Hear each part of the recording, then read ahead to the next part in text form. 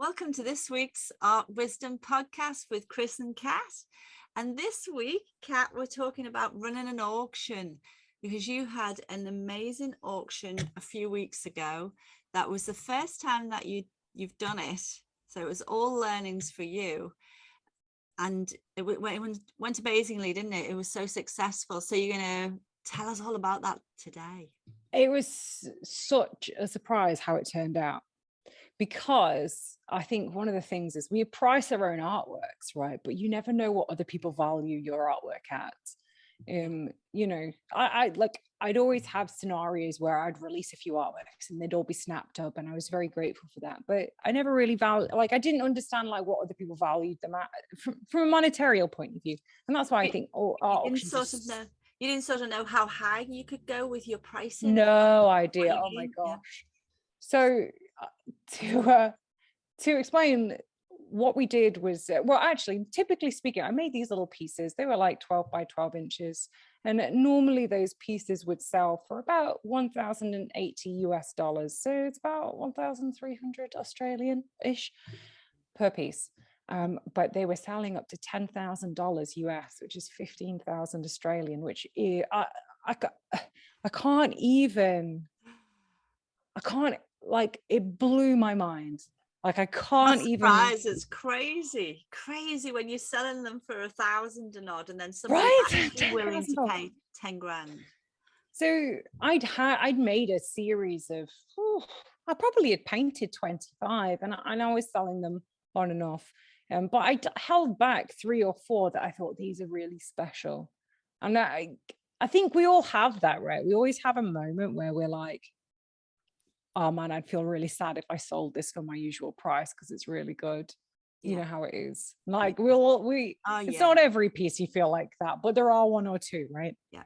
And so I was like, these are probably the best pieces I've ever done, and they were relatively small as well. Bear in mind, I like to paint big. But what we did, there's lots of different types of auctions, but what we did was called a sealed bid auction. So it's not like an eBay auction or anything like that. Basically, you have an allotted period of time. In our case, I think we only did it for 3 days. So during that 3 days, so very quick. During that, you only did it for 3 days. Let's start at when did the campaign start for it? Well, let me give you the basis. 5 days. Right. No. So we did 2 weeks of build up before the 3 days of it being open. But to explain what a sealed bid auction is, because I don't think many people know. I didn't know really fully what it is. Yeah. So basically, people put in a single bid. Basically, it's not like you like eBay where you're like bidding an extra 10 cents to try and outbid someone, or you're waiting to the very end to snipe it. So you basically put one bid in, your best bid, right? But here's the caveat: you don't get to see what anyone else bids in the auction. So it's also known as a blind auction. So obviously I'll be able to see what people are bidding, but no one else can. And we'll have people that went in and then bidded something, and then later on that day they've gone in and bidded a little higher because there's a piece that they really wanted. Yeah. So there's multiple benefits to that, because of course and I set the minimum bid, which the minimum bid was the same as what they typically sell for, because I know that they would have sold for that regardless, right? But you'd have to do that, wouldn't you? Because if you've got then you sell them for half the the lowest bid's half the price. I've actually been involved in an auction actually way back when, which was like for a charity, and they got a few prints, and they and I never specified a minimum, and then they sold the product for less than I would have sold them in my own store. And I was like, why, I could have just bloody sold them and given you the money. Yes. So and it just sort of devalues your work a little bit. So that's why I think definitely devalues your work. Yeah. And also that was like a public bid, so everyone could see the bids, and it was not ideal. But that's okay, we live and learn. But a sealed bid is really ideal, because firstly, you get to see what other people genuinely think without interruption from other people, right? So that's the premise of a sealed bid. And now the way that it works is it's on for a certain period of time. You choose how long it is, but when it closes, you take the highest bid and for each item and you let them know. And then the way that we did it is we took a deposit. Now you can, like, we didn't use fancy software, we just used Google Forms. People just put literally name and email, and then we would contact them, and then they would pay a deposit just to hold it, and then we'd deal with the rest later. Yeah. So super simple. So that's a sealed bid auction, and it's ideal because firstly, there's no risk of damaging reputation if you get, like, because it's not ideal to get a bunch of lowball offers. And in this way, you can ensure that, because also what happens if you put something up for auction and no one bids? Yes. As well. Nobody knows with this, do they? It's pretty safe, right? So and I thought for the first one, it was ideal for me anyway. So from the very beginning, I launched all my projects very similar. So in this case, we have the pre-launch, and we have gone through this in a past episode. I can't remember which one. So the pre-launch, where you tell someone it's all coming. Of course, by this point, have all your paintings ready and have beautiful photographs. That's really, really important. We had like really nice the photographs of the actual artwork. And then the artwork in situ, like in a room, or I was gonna say, you did some plants and things like that this time, which you don't normally do, but I'm not normally, no, I don't normally do that, but that's all right, because I mean there are small pieces. So I can't, so you've got all of that kind of stuff. So then you do your pre-launch, which you don't tell people what it is. You just say, in a week's time, I'm going to be announcing something really important. And the reason why we do that, rather than just out the bat, here it is, let's just go, is that in order for your clients to realize that something is an important event, you have to tell them it's important.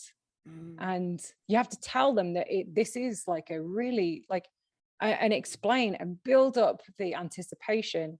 I think this is true of all things. Like, people don't understand if something's important literally until you tell them.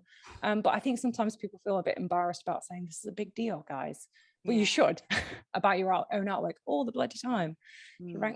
So on the day, so you say, I'm going to make a big announcement on X day. It's huge. I can't wait to tell you all about it. Something that I've never done before, blah, blah, blah. Right. So and those are the kind of the messages, drop kind of little hints, but nothing major. And then a couple of days pass. In my case, I think it was a week. And then we did the announcement. And the announcement was, hey, we've got a sealed bid auction going on. It's the first time we've ever done an auction. And we broke it down to be the simplest thing, because honestly, if I was buying something and someone said you have to do it by an auction, my first reaction is like, do you know what I mean? Because it's scary and different, and it's easier, and it's like a website with a pay button and a car, and things that we're all just super familiar with. Yeah. So you're trying to like explain things to people that it's an unfamiliar kind of thing, and the auctions kind of scare a lot of people. Like, some people don't care, they're just in there and they're having a great time. But auctions scare people because, like, especially public ones, because no one, like, it's like no one wants to be able to look stupid, like they've got a lack of knowledge, but also no one really wants to be like, I don't have enough money for something. That's why I think that when people are promoting, like, if you went to a store and there was no prices on anything, unless you have enough FU money to not care, most of the time you'd be like, it's very important. Anyone want to ask, do you? And how did you explain that really clearly, succinctly? That wasn't confusing. So all I said was, it's a sealed bid auction. I said, it's very simple. All you need to do is add your detail, pick any of the artworks that you like, and send me, like, via the Google form, just say how much you want to bid on it. That is it. No one else gets to see your bid. Now, I'm loving the language you're using around everything that you're doing. First of all, you're telling people that's really important.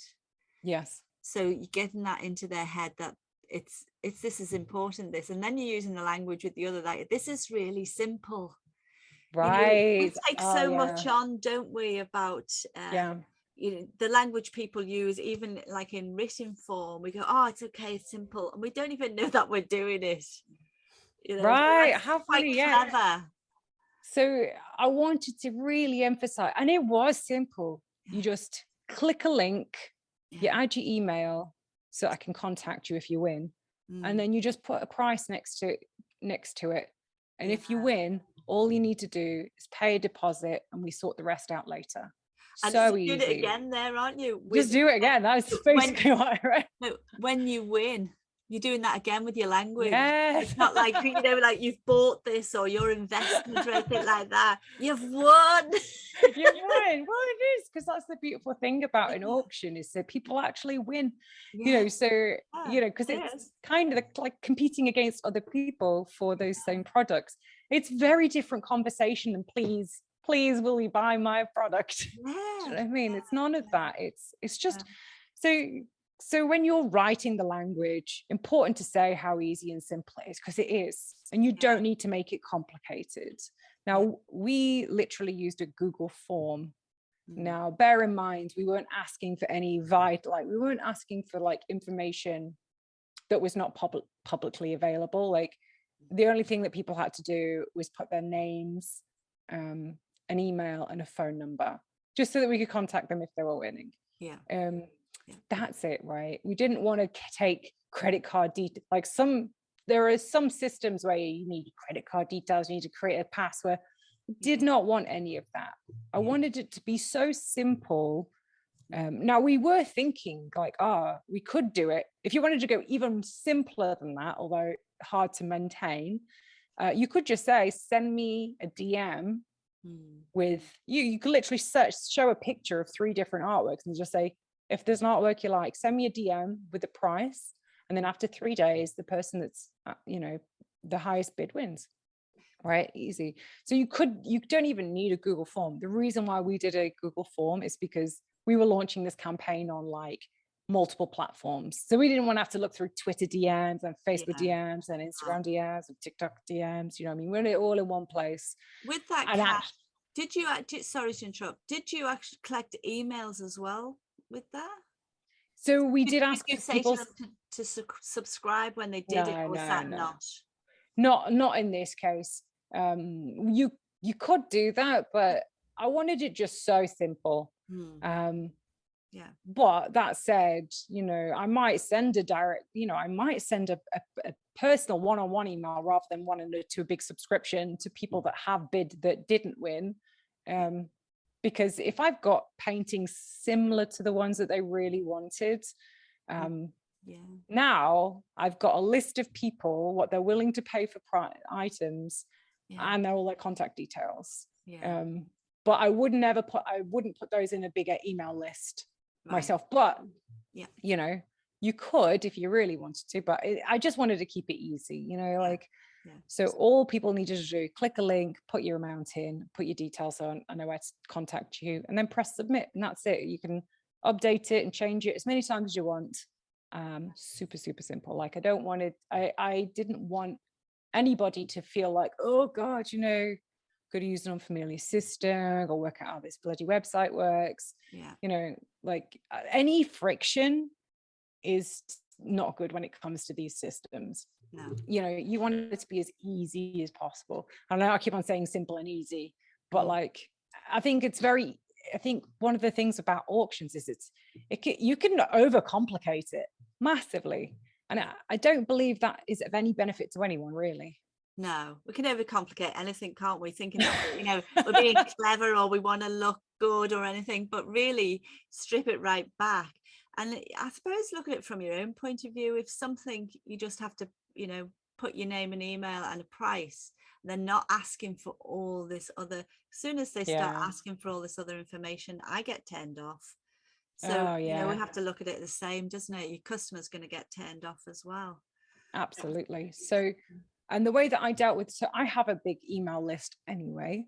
So, but I didn't want to like hammer people with loads of stuff. All I did was when I came to announce the event, which was coming in like 2 weeks or a week and a half, I think it was.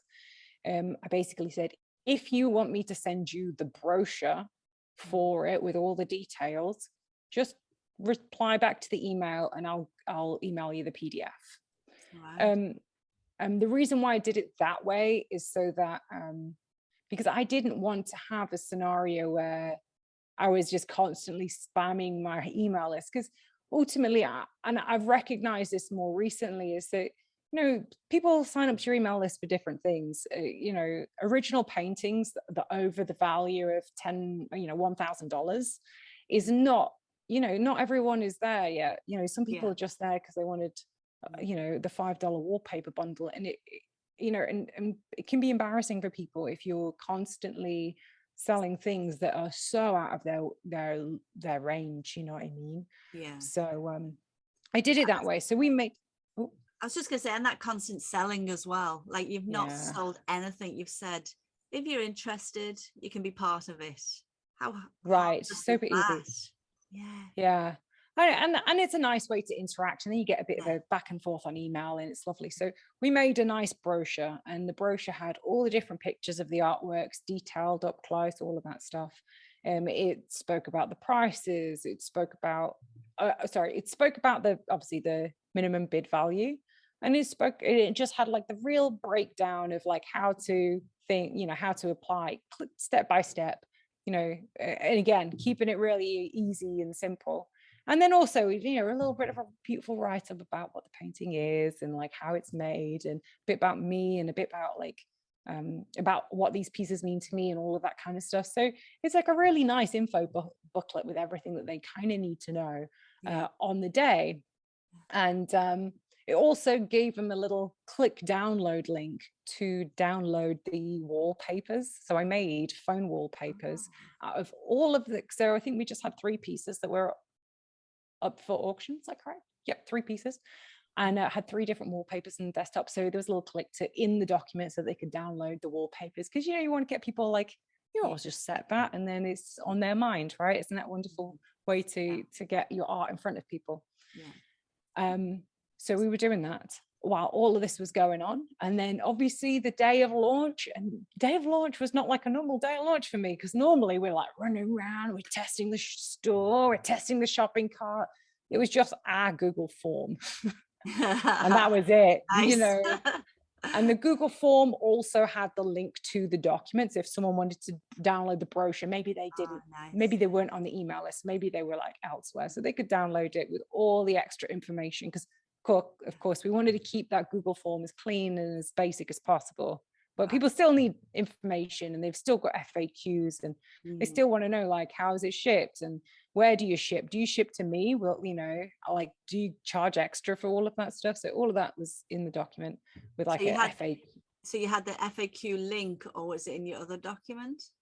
No, so all the FAQ was literally in that like PDF document in the brochure. So all the information, and the way that you get those questions to fill out is by every time someone asks you a question, just add it to the document.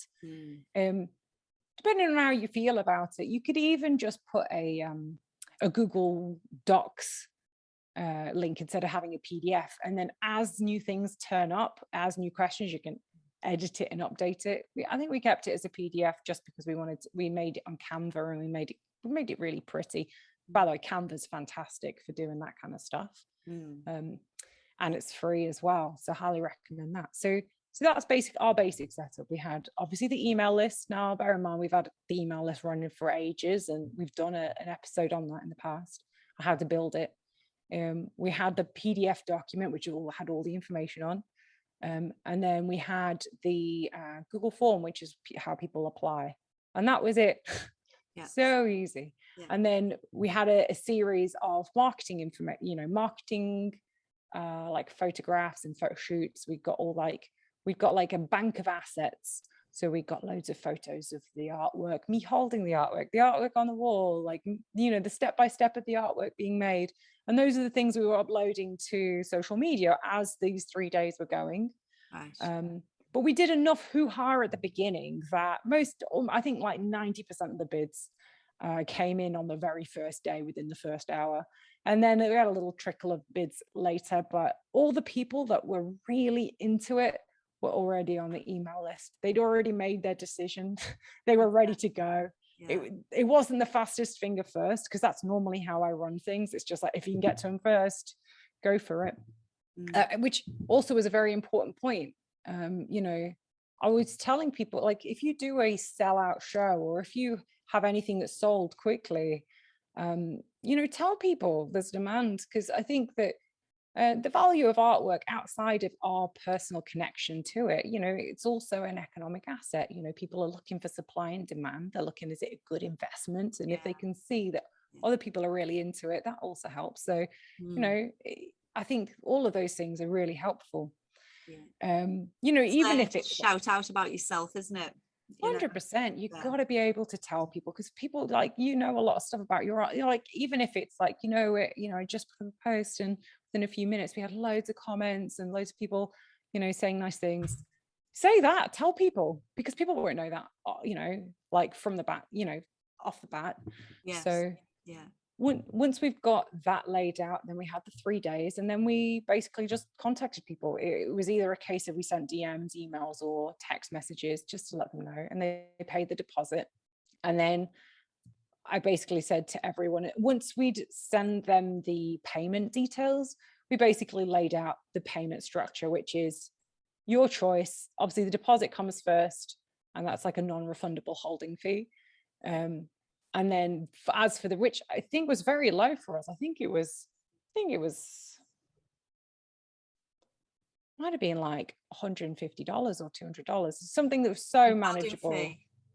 Yeah. Oh, okay. Yeah. And then it basically said, your choice, you can either split the payment in 4 pieces over 2 months, or you can just pay up front, either or, whatever suits you. Yeah. And you can make payments via, we had PayPal. For bank transfers, we use Wise. I love Wise, by the way. If people haven't used it before, for doing international transfers, way cheaper than PayPal. PayPal, not only do they give you a big fee often, but the exchange rates they give you are god awful. So yeah, if people are, I don't do Wise, I think it's just Wise. It used to be called TransferWise, but they changed their name to Wise. And I don't know if it's wise.com or wise.com.au, but it works across the world, and you can basically make a normal bank transfer without having to do all the international sorting codes or any of that stuff. Very good. So you just give people your local banking details and then the Wise, and they can just log in. We took our buyers through it, because for them it would actually save them so much in transfer fees that they were like, this is great, you know, they're saving a couple $100. And who doesn't like that? So yeah, and that's how we did it. And then obviously all the artworks then packed and shipped. But that was probably the easiest thing. And for us now, like, I realized that the majority of the bids were for about $2,500 to about $3,500 was the average bid. Yeah. And then certain artworks, you know, had like $7,000, $8,000, $9,000 and $10,000 US. I'm all talking about US here as well. Yeah. Which when we saw that, I literally said to the team, no way. There is literally no way someone has paid, you know, there's no way that someone has bid that for that piece. Not in a million years. I will believe it when I see I'll believe it when I see the payment come through. Yeah, because I don't believe that, not for 1 minute. But sure enough, absolutely, you know. And there's this saying which is like, you know, you get out of your collectors' wallets, because what they can or can't afford is none of your business. What you do is you charge your value. And that was just amazing. So it's an exercise to understand what your clients can't afford. And you know what, I love it, because I love, like, event-based selling is amazing, you know, for art. Because here's the thing, is that it's a luxury good. It's not necessary for life. You could live perfectly well without art, but life wouldn't be worth living. might we add. Buy cheap It's products, can't you, that fill your wall. right. Yeah, It's quite, absolutely. it's quite special and original piece. Yeah. So for a thing that doesn't necessarily have like a utility or a definite, like you got to buy food because you're bloody gonna starve, it's a different kind of purchase in a way. It's more a want rather than a need. Yes. In many cases, right? They just want to have something beautiful in their lives. They want to have meaning or purpose. You could technically live without them, although how awful would life be? But so in order to make people commit to purchasing something, like I think that creating some level of time pressure is really important. And that's why for all times, having exhibitions has been how artists have sold for years and years and years and years. Because you're saying that this is a point in time where we're going to put, you can purchase artwork. And once this time is over, that artwork may or may not be available again to you. So this is a really fun way of doing it. It was very stress-free compared to selling prints, which is a lot more involved, like times a bazillion. It was so successful for us that instead of doing print stores, we're just thinking that we will of course do those, don't get me wrong, but we will probably lean more heavily on doing these kind of auction style things, because also we're starting to learn about like what people value our artwork at. And there was no way I would have ever put $10,000 on one of those. But you know what, it is literally the best piece I've ever made. It is absolutely stunning and it deserves $10,000. I don't think